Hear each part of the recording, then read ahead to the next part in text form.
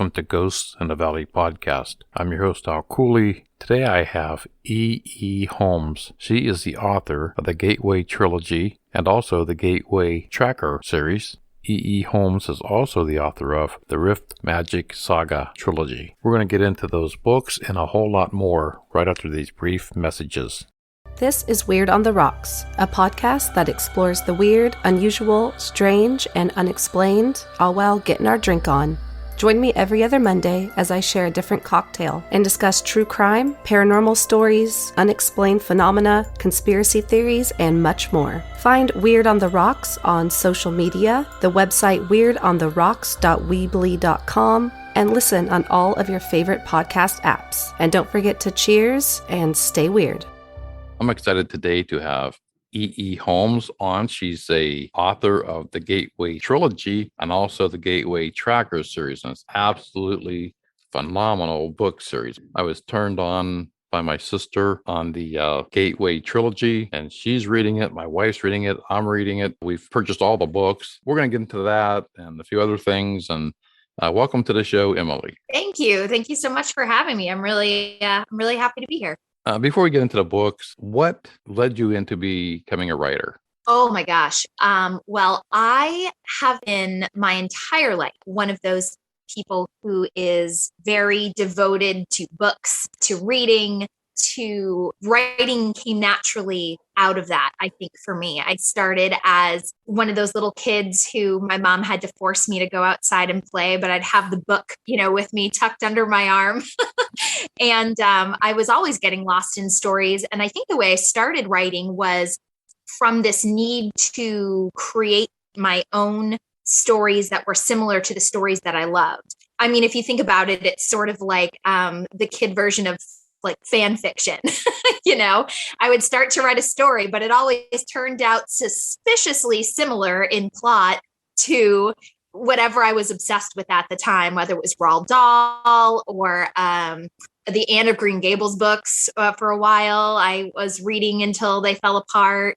And so over time, I just came to associate writing and creating stories with reading them. And I think that's where that love came from. So I've been writing since I can remember. My dad used to bring these legal pads home from work and I used to steal them from him, and I'd rip the cardboard backings off of them. And then I'd draw my line down the middle of the page so I could put my picture on the top and the words on the bottom. And oh my gosh, I must have filled like 100 of those things.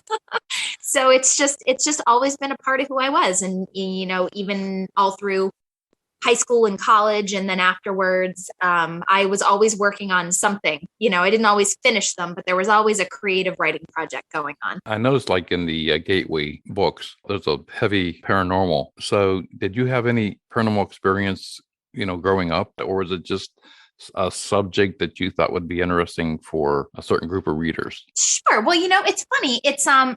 It's almost a little bit of both. I didn't have any paranormal experiences when I was young, but when I started teaching, I was teaching high school English, and it was difficult to get my students into the books that we were reading because, of course, I was teaching them off of the curriculum. There's a lot of classics on there. I'm trying to get 16-year-old kids interested in like Macbeth and 1984 and Lord of the Flies. And it's not that those aren't great books. It's just that they are written in a style and in a time that kids don't relate to as much. But I knew I had kids in my classes who did like to read. So I just started asking them, what do you like to read? What books are you reading? And once I was asking them that question, they were all coming in and handing me books.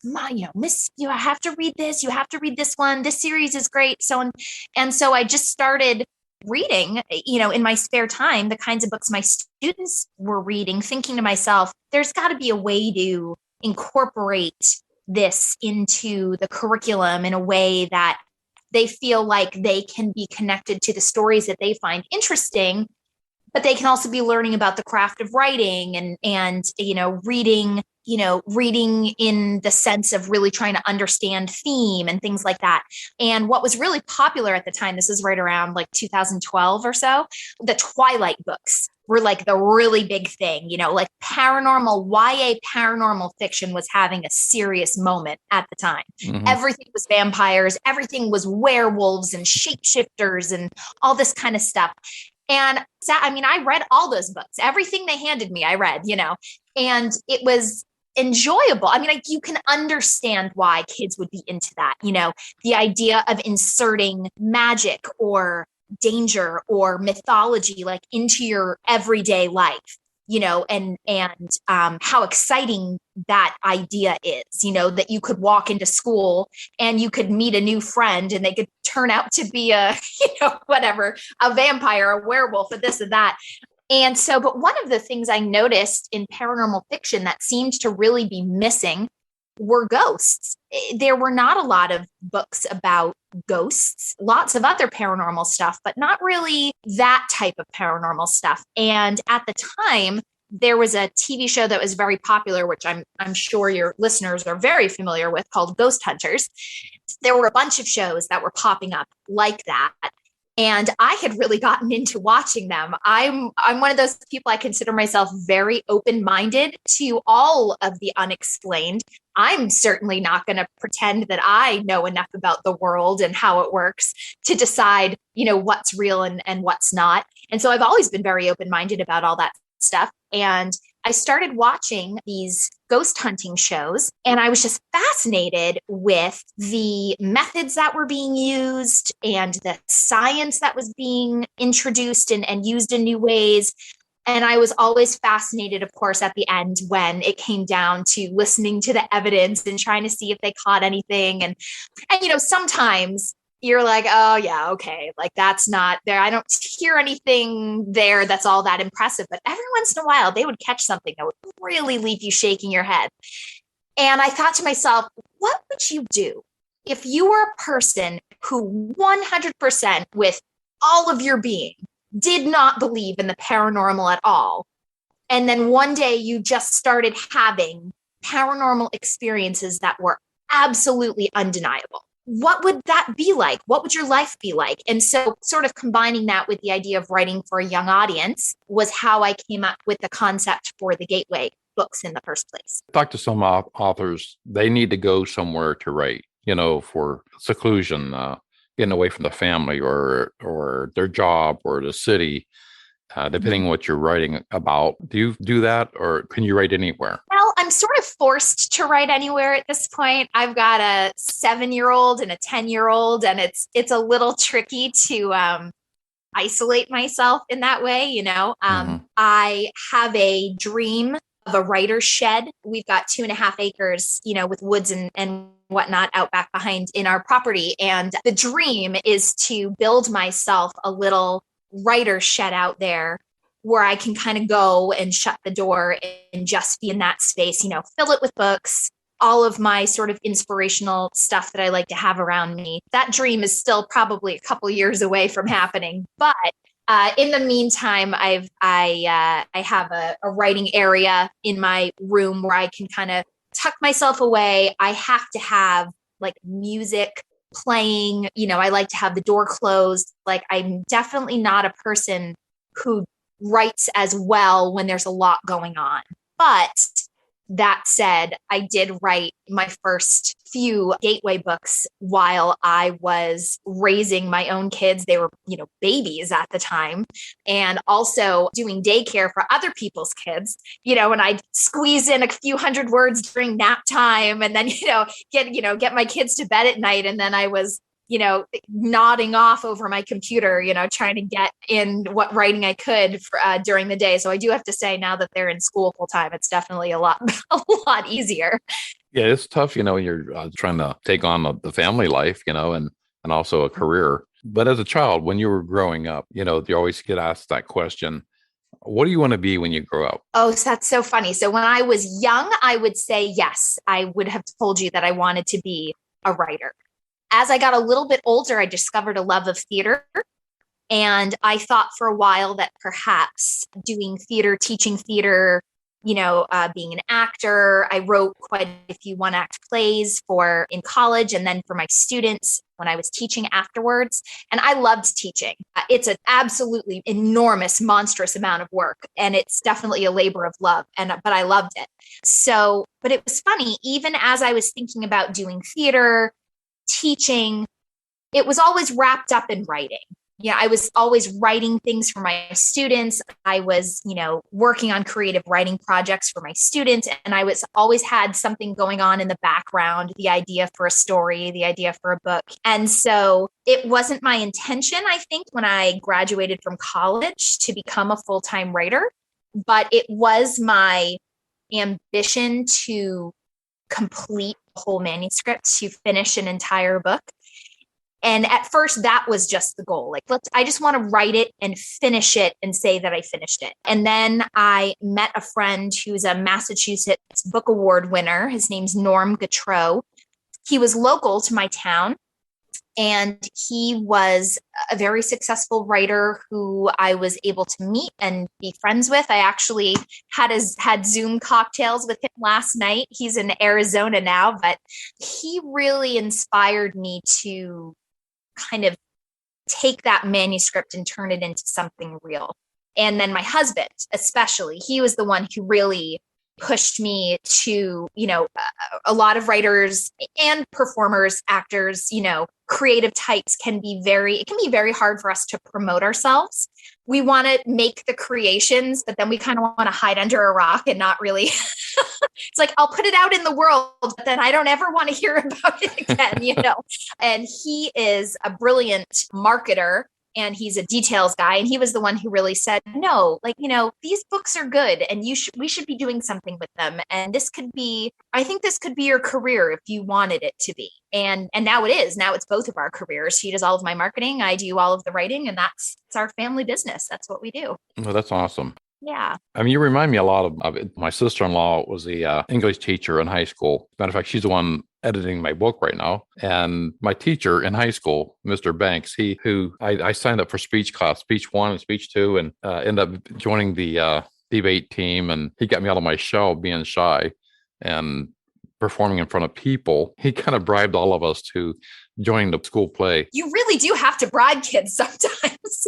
You remind me of him. I don't know why. You taught, theater. You took theater in college, Holy Cross. Yes. I thought that was great, that your way of going to writing was probably seen, like myself, I wasn't really into reading. I mean, it was because to me, it was just kind of boring. It wasn't until I came across a couple books, and I think it's the author. It just kind of struck me, like Stephen King, James Patterson.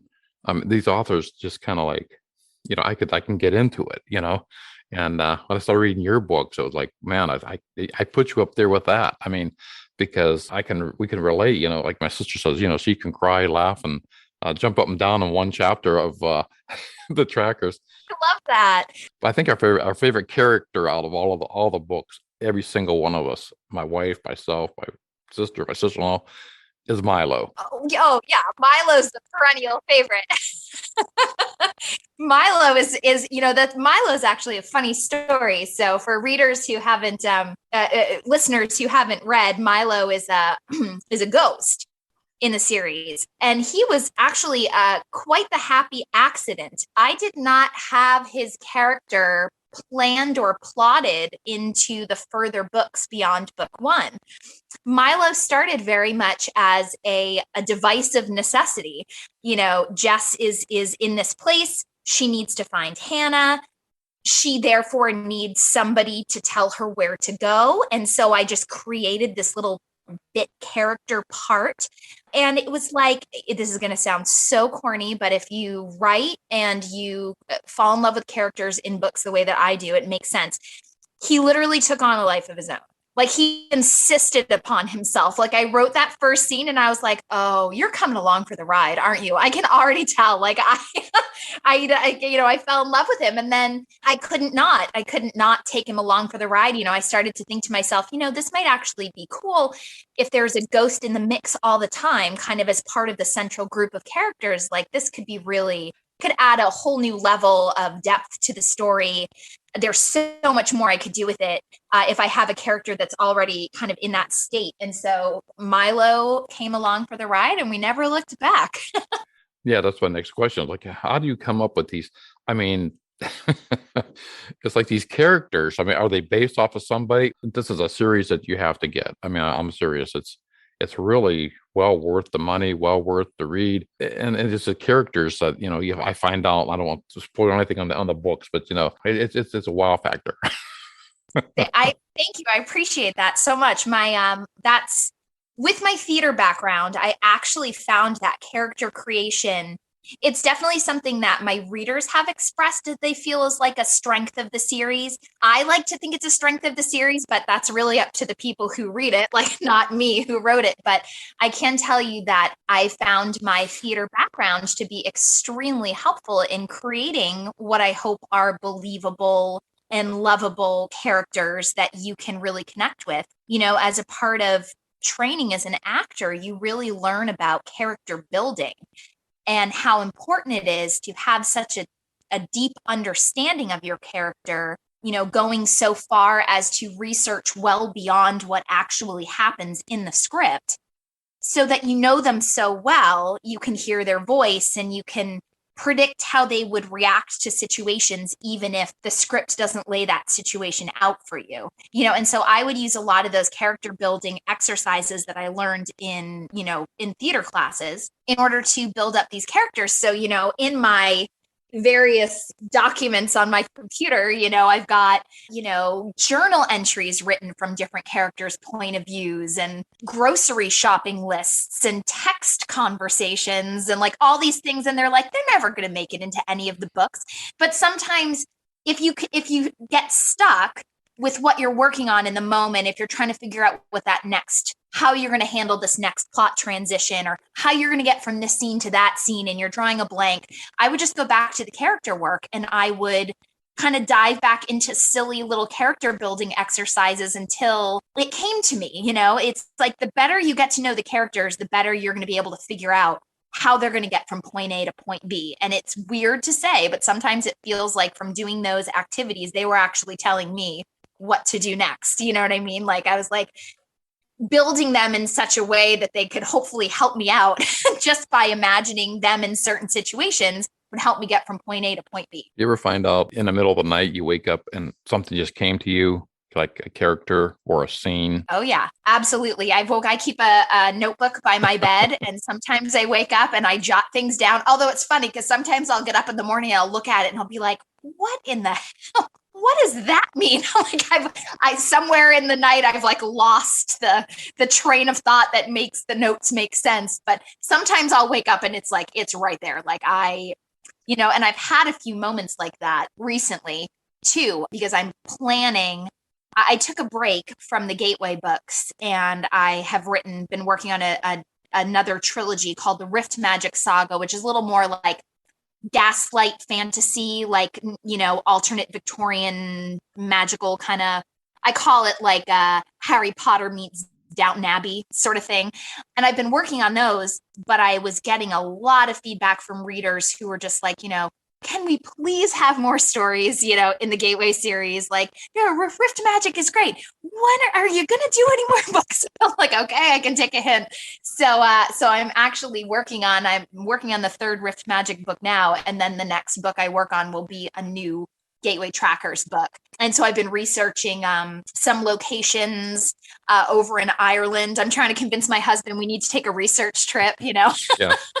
I'm like, I can't start working on this book until I get over there and investigate some ruins of castles on islands. And my husband and I will intentionally stay places or visit places that are meant to be haunted just to, I don't know, stay in that space and have that experience. I think it's important to have as much real life experience to draw from. You can smell and the feel of the castle or whatever building you're trying to write about. Oh yeah. Before I go any further, let's maybe backtrack a little bit on, let my listeners know what the Gateway series is all about. That goes from the Gateway trilogy into the Gateway Trackers. Yes, yeah. So the original trilogy was all I had planned at first, and it's the story of Jess Ballard, And she's a teenager who's had a really rough life. Her mother is a not at all functioning alcoholic with some really deeply buried family secrets that she has never done well in coping with. And Jess has kind of almost been a parent to her own mother her whole life. And her mother dies under what Jess considers to be mysterious circumstances. And then all of a sudden, Jess finds herself, just as she's trying to settle into college, finds herself suddenly having these ghostly sightings. I mean, she's seeing ghosts. She's being visited by them. She doesn't believe in ghosts, so that's complication number one. And of course, complication number two is once she comes to terms with it, trying to figure out why she's suddenly being haunted. She has a feeling it's connected to the fact, her mother has died. This has never happened to her before, but now suddenly it's happening all the time. She moves in with her aunt and uncle, and the aunt is her mother's twin, and it's clear there's like a whole history buried there that she doesn't know anything about. And so really the series is just about, for her, unraveling the secret, this family secret behind why she's suddenly seeing ghosts. She has no choice but to embrace it because it's not going away.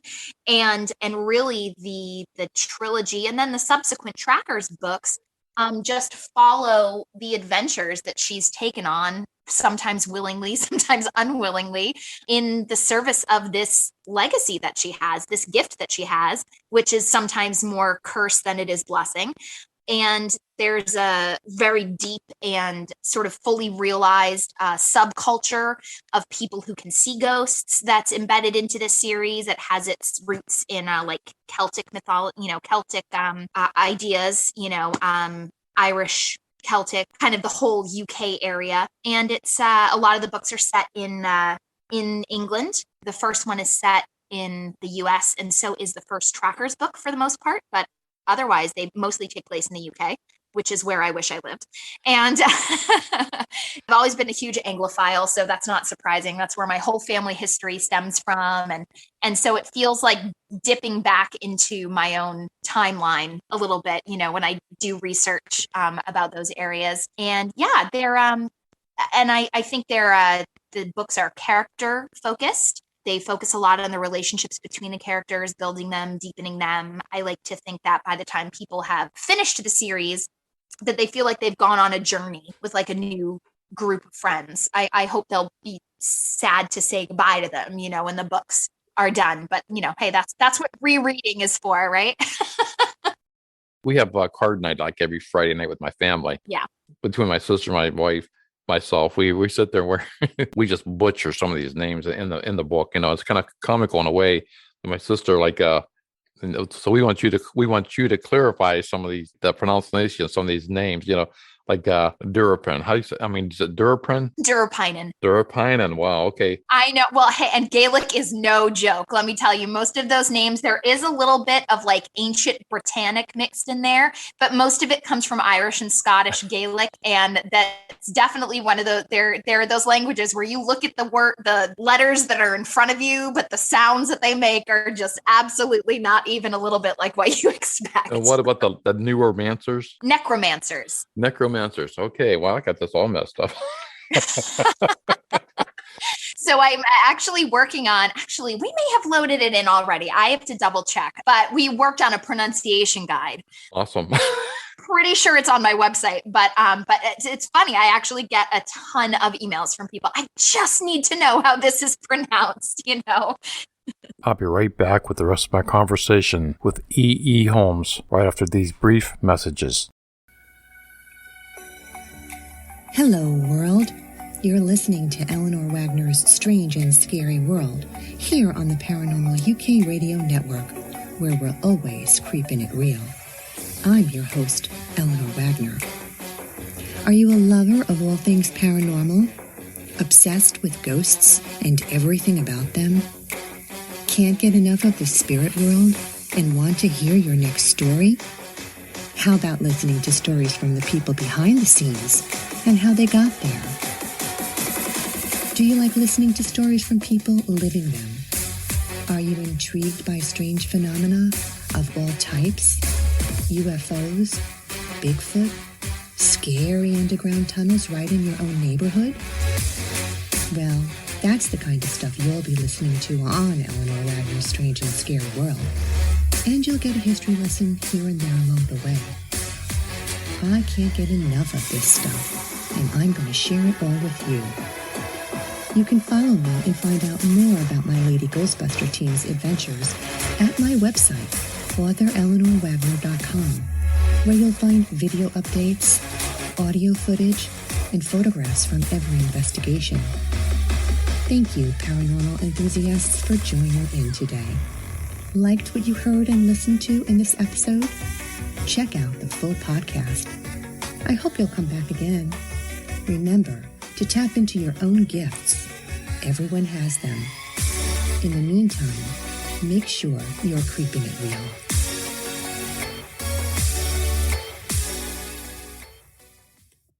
Riftmagic Saga.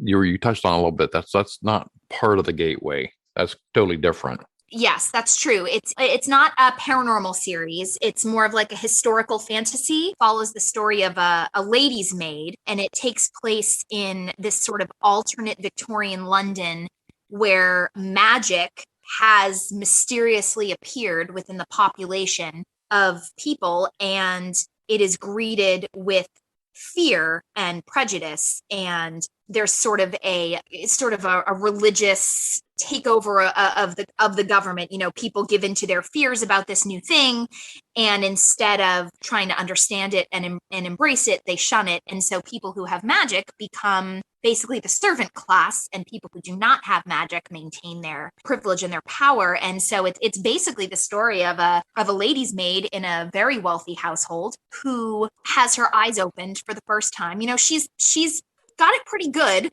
You know, she's in one of these big wealthy houses. She's been drinking the Kool-Aid, so to speak, since she was a little kid. So she thinks everything is as it should be, but then her eyes get open. She meets a young man who's part of the, basically the slums of the city, you know, the Riftborn who don't have it as good as she does because she's got this job. And he really opens her eyes to how unjust their society is. And she has to decide if she's going to keep towing the line or if she's going to, join the rebellion, because she has a very unique and very powerful gift that could be very useful to them if she chooses to join forces. So that's the story of that series. Now, is that going to be just a 3-book series? For right now, I think it's going to stay a 3-book series for a little while. I think it's going to leave room at the end for me to be able to come back to it if I get inspired with a new storyline or to follow a character through whatever the aftermath of the 3rd book is. I like to leave it open-ended enough that I know I can come back to it. But the plans for that series really were just the 3 books. But I mean, look at you can't trust me. Like the Gateway books were supposed to be just the 3 books too. And then 10 books later, I was like, okay, now I'm done. Book 11. Is book 11 like a look back? It's a brand new adventure. It's going to pick up probably about 6 months to a year after the 10th book, that Gateway book 7 ends. So it's really just like we're dropping back into the world of the Durapinen now that things have shifted so monumentally at the end of the last book, without giving away too much. Because you haven't read it yet. So, and no spoilers from me. Don't you cheat. No. We go into series. So like my sister, I think she's on book 5 of the trackers. My wife's on book 3, and I just started book 1. So we're kind of like bootlegging your books. I hate to say that, but my sister bought most of your books, and then we bought a few of them. I know my sister, she's going to buy them all because she likes to have her own books. Oh, I'm all about people passing around their dog-eared copies of my books, for sure. Yeah, the piracy is kind of brutal, I'm not going to lie. However, I am so happy to hear people when they tell me that they have passed their copies along to family members, to friends. You know, honestly, like the word of mouth advertising that I get from reader to reader is just, it's the best. There's no better recommendation you can have to make you want to pick up a book than to have somebody that you know and trust their, opinions about series to hand you their copy and say, you have to read this. There's just nothing better than that as far as I'm concerned. And libraries, I love hearing when people check my book out of the library too, because I mean, it all comes down to having a readership. It comes down to the fact that the whole reason you put your stories out there is that you hope they're going to find people. And of course, it's always nice when they find you by purchasing your book at full price in a bookstore. But if that's not how they stumble across it, if they stumble across it in a little free library or on their friend's bookshelf, or, I just think that's awesome. I'm so grateful for anybody who takes the time to read something that I wrote. Like, what a gift. Is there an end to the Gateway series, or how much further can it go? Is there ending in sight? Who knows at this point, Alton? You tell me, because I thought I had ended it twice already, and now here I am planning another book. So I guess as long as people keep harassing me with emails for another story, I'll probably keep writing them. I may have to take breaks. Sometimes you read a book and you get to one, well, that wasn't really that great. But these books, man, it's awesome because each book is great. So thank you. As long as they keep going on like this, I think you can go on forever. And that's the worry, isn't it? I'm like, oh God, God, I hope you don't kill out Milo, Are you kidding me? There'd be people at my house with torches and pitchforks. I love the professor too. I mean, he was. I know. It's almost like I feel like when you're writing, I can feel myself in that room, smelling the smoke, or I can almost picture myself in there, and that's awesome. I mean, that's the goal. As far as I'm concerned, books are all about escapism. Opening up those pages, and then it's like you could go anywhere, you could be anywhere, you could be with anyone doing anything. Like, that's the magic of it. As far as how many of these books are going to be, I will write them when I have a good story to tell. For me, it felt like when I ended the Gateway series, where I ended it after book 7 of the Trackers, that felt like the arc of the story at the time. That was the story I had in me to tell at the moment. And I almost felt like I needed to walk away from it for a little bit. I've read series before where you feel like, wow, yeah, they should have stopped like 3 books ago. You know what I mean? It starts to get stale. It starts to get repetitive, and I never want to write a book just to put words on a page. I want to make sure there's a story to tell. And I want to make sure I'm doing service to the characters and to the world that I built. And so I'm very excited with the concept that I've come up with for this next Gateway book, which is why I can confidently say there will be another Gateway book, and then probably a couple more after that. But I'm only going to write the stories that I think are going to continue to serve the characters and the readers. I'm not doing anybody any favors by phoning in a Gateway book that's, kind of half-assed and not really, in the zone of where I feel like I need to be in order to put a story out there. So I can guarantee you that I still were boring. Another question was, do you have any books, or you plan on writing a book that's just a standalone, that there will not be a series? Sure, yeah. It's hard to do when you have a story that you're really into and you don't want it to end. Yeah. I even have a hard time limiting myself word count wise. Most YA novels are going to clock in at 70, 80,000 words, maybe. My book, I think the shortest one I've written is 93,000 words. Some of them are over 100,000, 120,000. I need to be stopped. It's hard to, as an indie writer, it can be hard sometimes when you're doing all your own promotion and all your own everything. It can be hard to just put out the single book and just leave it at that. I think now that I have this bigger back catalog of previous series that I've written, I'm probably just starting to reach a point where I might be able to put out a standalone novel, knowing that if people read it, they can go back and look at other things that I've written, and then they can work through the back catalog. I don't necessarily, because it's my full-time job, I don't always necessarily have the luxury of writing exactly what project I want to write at any given time. Sometimes I have to think about which projects are perhaps more marketable, which projects already have a readership. And so sometimes I get an idea for something and I think to myself, I'm going to work on that, but I'm going to put that on the back burner for now, or I'm going to write that kind of just a little bit at a time while I'm also working on this, so that it, I can keep, horrible to say, but you kind of got to keep churning out the types of stories that your readers come to expect from you after however many books you've written. So you have to strike a balance between catering to that and also feeding that creative fire that you have, because when it comes down to it, that's that's the heart of the story. That's where it comes from. If you're not excited about what you're writing or invested in what you're writing, you might as well just close the computer. There's no point.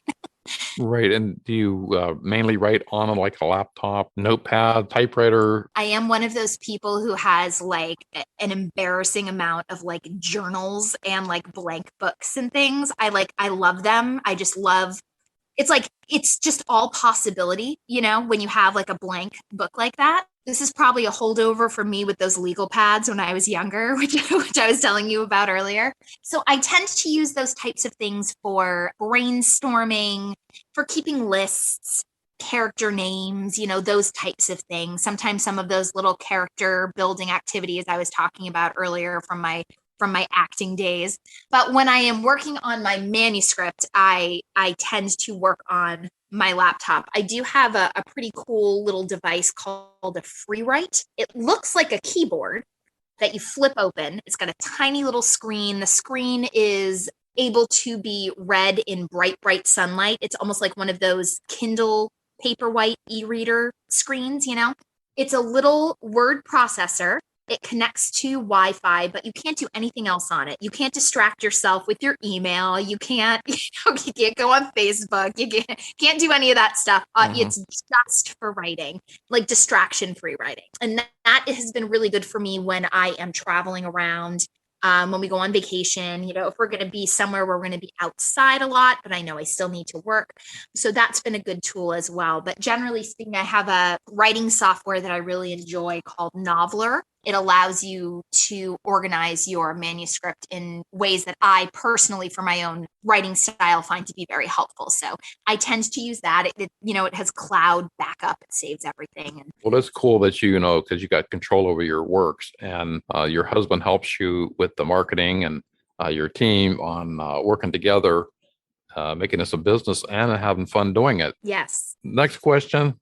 The symbol that's on all the books. Yes. Is that a Triskelion? Yes, that's right. I recognize that symbol. I love it, because. So the Triskelion, of course, has been around for thousands of years. I mean, it's like the earliest findings of it carved on stone. I mean, it's a very, very old pagan Celtic symbol that no one's really sure what the real source of it is. It seems to have been adapted over time and sort of adopted to sort of mean different things to different people. When I saw it, it really just felt to me like it was the symbol of the cycle of life and of death. Yeah. That's what I always thought it was, Oh, yeah. Yeah. To me, it was one of those symbols that, given its origins and sort of the vague like meanings that it seems to have now, like it's almost very adaptable across, different belief systems. And it was one of those things I thought to myself that I could use as almost, it's like, well, this symbol, nobody knows where it originates. Well, in this fictional world, let's pretend that this is where it originated, because the Durapinen being around for as long as they have been around, it would, and their history being as secret as it is, it would make sense that symbol cropping up wouldn't have clear origins. So I swiped it, gave it a little alternate history, which I think is part of the fun. Well, I think it fits perfectly on these books. So what is your plans for 2022? Assuming COVID does not derail them all, I am hoping to put out this last Riftmagic book, The Girl at the Heart of the Storm, in the spring. I am hoping to release the next Gateway book also in 2022. And I am hoping possibly that I am going to be able to create a link between this newest Gateway book and a new series that I plan on starting to work on, which is going to involve a family coven of witches on the coast of Maine. Awesome. And so I'm hoping there's going to be this isn't too much of a spoiler, but there's going to be a connection to traditional witchcraft in this book. that we haven't had before. People in the books, I'm always talking about how, Durapine and magic isn't, it's not witchcraft. That's not what this is.